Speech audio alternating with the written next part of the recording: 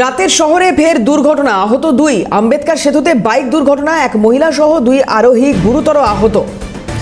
রুবির দিক থেকে সায়েন্স সিটির দিকে যাচ্ছিল আর সেই সময়ে এই দুর্ঘটনা ঘটে। তখন রাত প্রায় 2টো।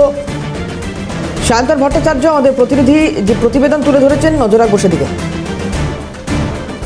মধ্যরাতে শহর কলকাতায় ফের দুর্ঘটনা।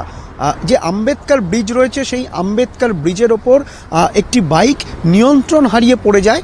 পুলিশ সূত্রে খবর যে বাইকটি রুবির মোড় থেকে একেবারে সায়েন্স সিটির দিকে আসছিল। সেই সময় প্রায় 2:30 কিছু আগে হঠাৎই সেই বাইক দুর্ঘটনার কবলে পড়ে এবং বাইকে দুজন আরোহী ছিল, তার মধ্যে একজন মহিলা এবং একজন পুরুষ।